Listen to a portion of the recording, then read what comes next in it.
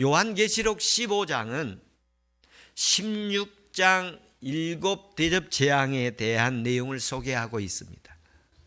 그 말씀 가운데 오늘 요한계시록 15장을 세 부분으로 구성해서 말씀을 준비했습니다. 첫 번째는 마지막 7 재앙과 하나님의 진노에 대한 말씀이고, 두 번째는 모세의 노래와 어린 양에 대한 노래입니다. 2절부터 4절까지의 말씀이고, 세 번째는 증거 장막 성전이 열리는 모습에 대한 말씀이 5절부터 8절에 대한 말씀입니다. 이 마지막 7 재앙과 하나님의 진노 1절에 보면 또 하늘이 크고 이상한 다른 이적을 보며 7 천사가 7 재앙을 가졌으니 마지막 재앙이라 하나님의 진노가 이것으로 나타난다. 7 천사가 7 재앙을 가지고 있는데 그 재앙의 이름은 대접 재앙입니다. 그리고 이게 마지막 재앙이라고 말씀하십니다. 1절, 6절, 8절에 보면 7 재앙이라는 말이 3번 이렇게 나오게 되어집니다. 하나님을 불순종하고 대적하고 하나님을 원수로 행하는 사람들을 향해서 하나님이 마지막 진노의 재앙, 형벌을 내리신다는 것입니다. 마귀적 메뚜기 떼, 마병대, 마귀적 권력자들, 사탄의 수하들, 그의 추종자들을 향해서 하나님이 진노를 내리신다는 것입니다. 하나님의 마지막에 내리실 재앙이 7 재앙의 7 대접 재앙에 대해서 16장부터 18장까지 되어 있는데, 영동교회와 이 민족과 인류의 또 여러분 우리 예배자들 가운데 하나님의 진노를 받고 심판을 받고 저주를 받아야 될 일들이 있다면 깨끗하게 저주되는 은혜가 있기를 바랍니다. 암덩어리가 있으면 깨끗하게 제거되기를 축복합니다. 질병들이 있다면 예수의 성령의 불이 깨끗하게 소멸시키는 은혜가 있기를 축복합니다. 하나님의 심판과 저주를 받고 진노를 받아야 할 악한 어두운 세력들이 있다면 깨끗이 제거되는 한 주간 되기를 축복합니다. 첫 번째 대지의 7 재앙에 대해서 내릴 것을 말씀하시는데, 여기서는 하나님의 진노가 내리는데 심판을 하겠다는 것이고 복수를 하겠다는 것입니다.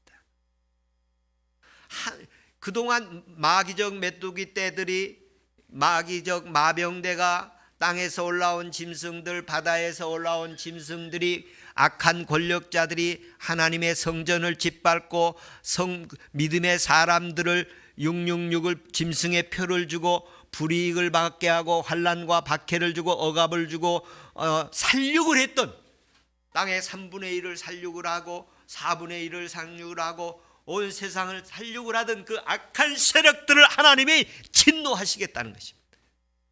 그리고 하나님의 나라를 만드시겠다는 것입니다. 할렐루야.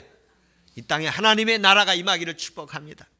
하늘에서 이루어진 것처럼 이 땅에서도 이루어져야 할 줄로 믿습니다. 하나님 로마서 1장 18절에 보면 하나님의 진노는 지금도 내려지고 있는데 누구에게 내려지냐 하면 불의로 진리를 막는 사람들에게, 경건치 않은 사람들에게 하늘로부터 내려오는 것입니다.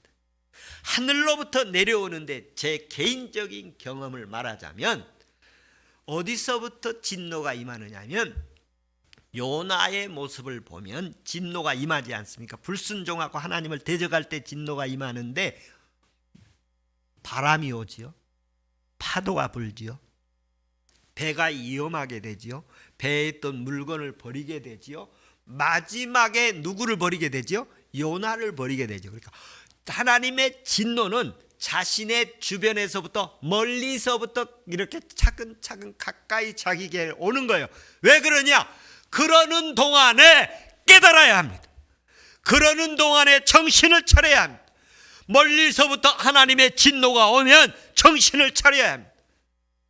우크라이나에 전쟁이 있고 이스라엘의 하마스의 무력 침공이 있었어요. 이럴 때 우리나라도 정신을 차려야 합니다. 아멘. 이런 것이 어떤 한 나라의 뿐만 아니라 개인적으로도 마찬가지입니다. 멀리서 사건이 나면, 사건이 터지면 우리는 정신을 차려야 됩니다. 하나님의 진노는 불의를 가지고 진리를 막는 사람들에게, 경건치 않은 모습으로 경건한 사람들을 학대하고 괴롭힐 때 하나님의 진노가 임하는 것입니다. 어디서부터? 멀리서부터 오고 있습니다. 점점 오고 있습니다. 15장 7절에 보면 15장 7절에 보면 하나님의 진노를 가득히 담은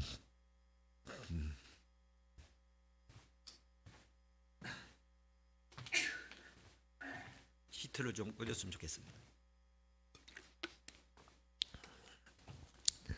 15장 7절에 보면 하나님의 진노를 가득히 담은 금대접 7을 그 7 천사에게 주니 7 천사가 금 대접을 쏟을 때마다 7 대접 재앙이 나타날 것이요.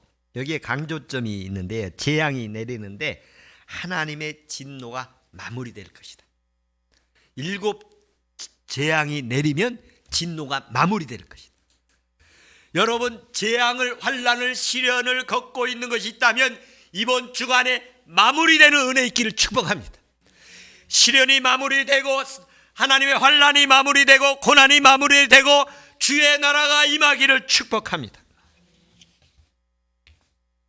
첫 번째 대지에서 하나님의 진노는 지금도 예수 그리스도께서 복음을 완성하시고 구원하시고 또 천국을 완성하시고 구원을 완성하시고 계신 가운데 진행되고 있습니다. 예수 그리스도의 복음을 거부하고 반대하고 배척하는 자들에게 하나님의 진노는 지금도 임하고 있습니다. 하나님을 대적하고 하나님의 교회를 파괴하려고 달려드는 세력들을 향해서 하나님의 진노가 지금도 진행되고 있습니다. 하나님 살아계십니다. 하나님 다 보고 계십니다. 그의 생각까지도, 내 중심까지도, 내 뼛속까지도, 내 머리털 숫자까지도 다 세시고 계신 분이십니다. 사람들은 속일지라도 주님 앞엔 속일 수가 없습니다. 그분 살아계십니다. 특히 사도 바울의 신학에서 보면 하나님의 진노가 지금도 나타나고 있는데 하나님의 진노는 어떤 때이냐면 하나님이 내버려 두실 때 나타납니다. 하나님이 내버려 두시는 게 진노예요.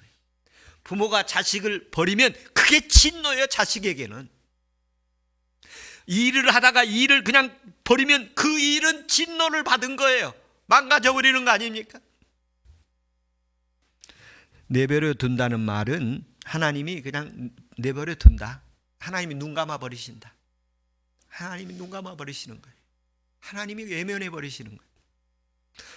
사람도 하나님이 외면해 버리시면 그 사람 마귀의 세계, 세상, 죄악의 세상에 넘어가고, 교회도 마찬가지고 학교도 하나님이 눈 감아 버리시고 하나님이 내버려 두시면 타락하게 돼 세속되어져서 하나님 기뻐하시지 않는 것으로 전락되게 될 것입니다. 내버려 둔다는 것은 욕심에 내버려 둔다는 것입니다. 자기 욕심대로 내버려, 자기 마음대로 내버려 둔다는 것입니다. 부끄러운 곳에 내버려 둔다는 것입니다. 하나님 없는 마음대로 내버려 둔다는 것입니다. 하나님 버리지 마시고 부족하지만 모자라지만 주님 붙잡아 주시기를 원합니다. 끝까지 함께 해주시고 붙잡아 주시기를 축복합니다. 이렇게 내버려 둔다는 말 가운데 번역을 내버려 둔다고 의미로 이렇게 번역을 했습니다만 더 직역을 한다면 넘겨준다는 말입니다. 넘겨준다. 이 넘겨준다는 말이 더 적합한 표현인데 하나님의 은혜의 통치에서 사탄의 통치로 넘겨준다는 말입니다. 하나님의 통치에서 자기 통치로 넘겨준다는 말입니다. 빛의 세력에서 어두운 세력으로 넘겨준다는 말입니다. 사탄의 마음을 품고 살게 된다는 것입니다. 사탄이 시키는 대로 살게 된다는 것입니다. 하나님이 버리시면, 하나님이 넘겨주시면 자기 마음대로 살고 하나님을 대적하는 일을 저지르고, 이것이 하나님의 진노가 따라오게 되고 하나님의 통치에서 내어져서 사탄의 통치로 들어가서 하나님의 진노에 머무르게 된다는 것입니다. 세상에 나타나는 마귀적 메뚜기 떼, 마병대, 마귀적 권력자들, 이것들 다 하나님의 진노에 들어갈 것입니다. 마지막 날에 다 불못에 던져질 것들입니다.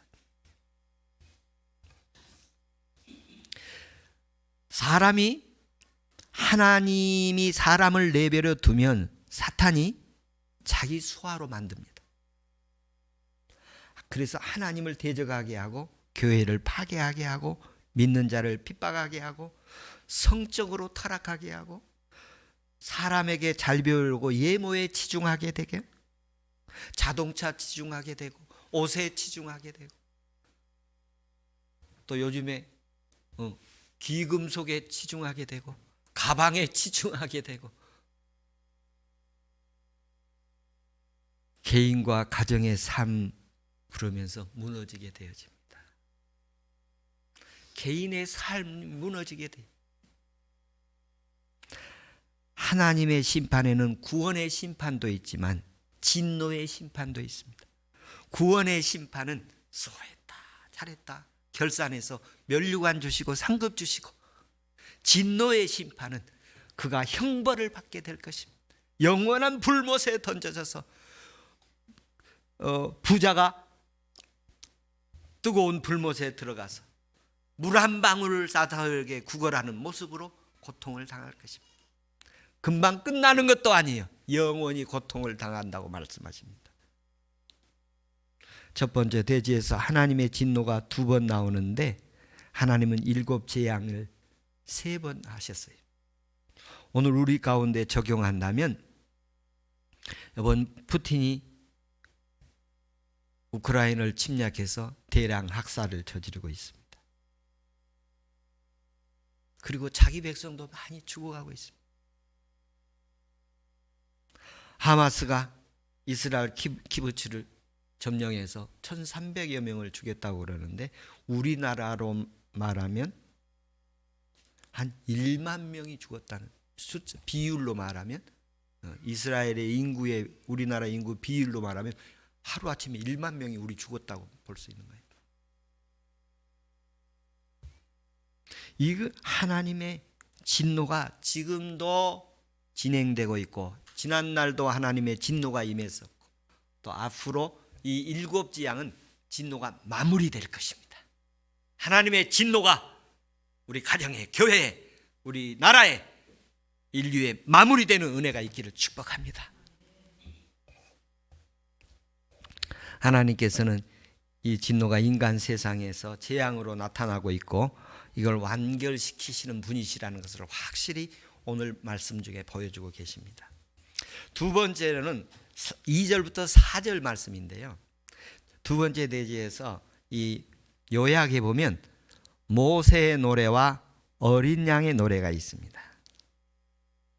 여기에 보면 특별하게 표현되어 있는데 유리바다 같은 그런 표현이 있습니다. 바다가 불이 있고 유리바다 같이, 바다가 원래 바다가 이렇게 출렁거리고 파도가 있고 이렇게 뭐라고 그럴까요? 이렇게 출렁출렁 되는 것이 바다인데 그게 유리처럼 보인다는 말이에요. 그 유리처럼 보인다는 것은 제가 그 바다를 봤을 때 유리처럼 바다로 보이는 때가 1년에 한두 번 있어요. 바다를 보면 유리처럼 보이는 때가 한두 번 있습니다. 그때는 썰물도 밀물도 아닌 고요한 때 잠시 동안 있는 거예요. 원래는 바다는 출렁거리고 파도가 있고 이렇게 조수가 이렇게 왔다 갔다 하는 것이 바다인데, 오늘 요한이 보는 지중해 바다의 한상이었던지 그냥 유리바닥 같이 보이는 거예요. 바다에서 짐승이 올라와서 사람들을 박해했지 않습니까? 근데 그게 잠잠해지는, 고요해지는 그런 모습이 있어요. 한 주간 우리 세상 살면 울퉁불퉁 바쁘고 분주하고 얼마나 이 요동칩니까? 네, 하나님이 유리바다 같이 고요케 해주신 은혜 있기를 축복합니다. 유리바다. 그런데 그 유리바다 같이 고요케 해주는 그 역사를 어떻게 표현하느냐면 유대 묵시적 표현이에요. 유대적 그 묵시적 표현인데, 짐승들과, 바다 짐승들과 싸워서 이기고 짓밟고 잠잠하게 시켰다는 것이, 잠잠하게 시켰다. 하나님께서 이번에 영적으로 승리하고 의가 승리해서 악의 세력들이 유리바다처럼 잠잠해지는 승리가 있기를 축복합니다. 어린 양의 노래라고 그랬고 모세의 노래라고 그랬는데, 모세의 노래를 먼저 설명을 드리면, 모세가 이스라엘 백성들을 애굽에서 구원해낼 때에 여러분 10가지 재앙을 내리고 홍해를 건너면서 애굽 군대를 죽이고, 그리고 이스라엘 백성들 거기서 구원받고 광야 생활을 걸어가지 않습니까?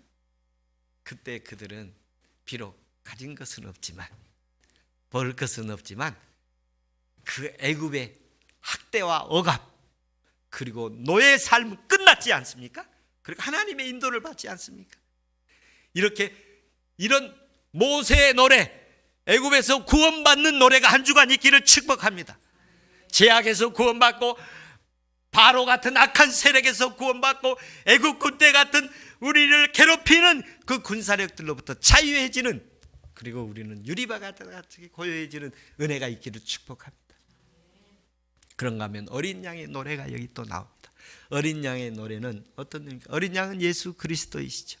예수 그리스도가 십자가 지시고 우리를 죄와 사망에서, 사탄에서, 그리고 어두운 세력에서, 멸망에서, 지옥에서, 죄악에서 우리를 구원하셔서 십계명에 하나님을 경외하라, 우상을 섬기지 말라, 그리고 안식일을 거룩히 지키라, 도둑질하지 말라, 부모를 공경하라, 거짓말하지 말라, 살인하지 말라, 이런 것들을 다 하나님 앞에 용서받고 은혜의 예수 그리스도의 십자가의 은혜를 알게 되고, 거기서 사함받고 이제 살아도 주를 위해 죽어도 주를 위해서 이제 사나 죽으나 주의 것이로다 믿음으로 살아가면서 나를 구원하신 예수 그리스도, 내 죄를 용서하신 그리스도를 찬양합니다. 나를 죄와 사망에서, 지옥에서 구원하신 주님을 찬양합니다. 이 찬양의 은혜가 있기를 축복합니다. 이 어린 양의 찬양, 하나님 보좌 앞에서 나를 기다리시고 나를 보호하시고 기다리시고 계신 그 주님을 찬양하는 어린 양의 찬양이 우리 심령 깊은 곳에 우러나기를 축복합니다. 이 화해의 시대에 어린 양의 이 찬양을, 모세의 이 찬양이 우리에게 한 주간 있을 줄로 믿습니다. 할렐루야. 마지막에 세 번째 보면 이런 말씀이 있습니다. 이 화해 시대, 지금 무척 화해 시대예요. 전쟁이 막 여기저기서 터지고 있고, 거기서 터지면요 우리는 아무 상관이 없느냐면, 우크라이나에 전쟁이 일어나니까 곡물값이 오르고, 중동에서 전쟁이 터지니까 유가가 오르고, 금리가 오르고, 우리 장바구니에 당장 영향들이 오지 않습니까? 전 세계에 영향을 주는 거예요. 이 7 재앙은 이전의 재앙들은, 인재앙은 3분의 1, 나팔 재앙은 4분의 1, 나팔 재앙은 3분의 1. 그런데 금대접, 이 대접은 전 인류에 미치는 거예요. 전 인류에. 그런 시대인데 하나님께서 은혜를 내려 주셔서 어떤 일이 있느냐면 5절부터 8절이면 증거 장막이 열리는 그런 환상을 주십니다. 하나님 요한에게 계시를 주는데 하늘의 증거 장막이 열리는 거예요. 이 증거 장막은 뭐냐면 하나님의 비밀이 들어있는 곳이 열렸다는 의미인데, 실제적으로는 이스라엘이 모세가 십계명을 받지 않습니까? 그것을 간수했던 곳이 천막 속에 이렇게 궤를 만들어서 그 천막 속에 텐트를 쳐서 만들었고 거기를 성소라고 그랬어요. 그리고 나중에 그게 이제 성전이 되죠. 집이 지어지게 되는 게 그게 성전이 되는 거예요. 그런데 그 성전 안에 거기에 뭐가 있느냐? 예수님의 십계명이 있는 것이죠. 그러니까 하나님의 비밀이 있는 것이에요. 이번 주간에 하나님이 나를 향하신 비밀을 알려주시기를 축복합니다. 우리 가족과 교회와 이 민족에게 하나님의 비밀을 알려주시는 깊은 마지막 비밀을 알려주시는 은혜가 있기를 바랍니다. 여기 그러면서 성전에서 이렇게 연기가 났다고 그랬어요. 성전에 연기가 났다고 표현했는데 구약 성경에 보면 솔로몬이 성전 건축을 하고 나니까 어떤 일이냐면 거기에 구름과 안개, 연기가 가득하더라. 그런 표현이 있어요. 솔로몬이 이런 구름과 안개가 가득했다는 것은 하나님의 영광과 능력이 그 안에 가득하다라는 말이에요. 이 영동교회가 하나님의 영광의 구름, 영광의 안개, 영광의 영광이 거룩히 이 성전 안에 임하기를 축복합니다. 여기 들어오면 하나님의 임재 느끼기를 바랍니다. 여기 들어오면 하나님의 존재가 느껴지기를 축복합니다. 저는 한 주간 느끼면서 그랬어요. 요즘에 손흥민 축구를 잘한다면서요. 그리고 골 넣으니까 확 신나잖아요. 예수님 십자가 보면 나를 구원받은 거 그보다 더 신나는 일 아닙니까? 올림픽에서 안세영인가요? 그 배드민턴 맞습니까? 안세영? 제가 정확하지 않은데 잘 모르는 것 같군요. 그 쓰러져 가면서도 이번에 금메달을 탔어요. 야, 경기 열심히 하대요. 그렇게 예배만 드린다면 다 금메달 딸 것 같아요. 그렇게 예배 드리면 하나님 다 은혜 주실 것 같아요. 그러면 하고 나서 탁 쓰러지잖아요. 찬송 부르고 예배 부르고 감격해서 쓰러질 정도로 예배 드립시다. 할렐루야. 구원의 은혜는 이렇게 이상적이고 추상적인 게 아니에요. 실제적인 것입니다. 모세의 노래, 어린 양의 노래, 여긴 지성소예요. 지성소. 하나님 계신 곳이에요. 그것이 피부로 느껴지고 깨달아지고 이 은혜가 되기를 축복합니다. 할렐루야. 제가 주중에 처음으로 11년 만에 우리 아버지 꿈을 꿨어요. 우리 아버지 꿈이 처음으로 10년 돌아가시고 처음으로 아버지를 만났어요. 그래서 아주 제가 그 같은 꿈 꾼 것만으로도 좋았습니다. 매주 하나님 만나는 내 길을 축복합니다.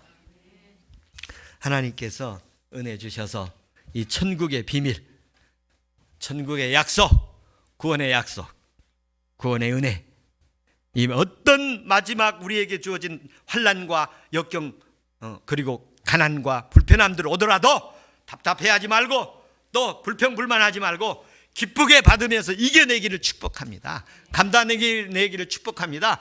성령으로 깨끗이 이겨내기를 축복합니다. 기도하겠습니다.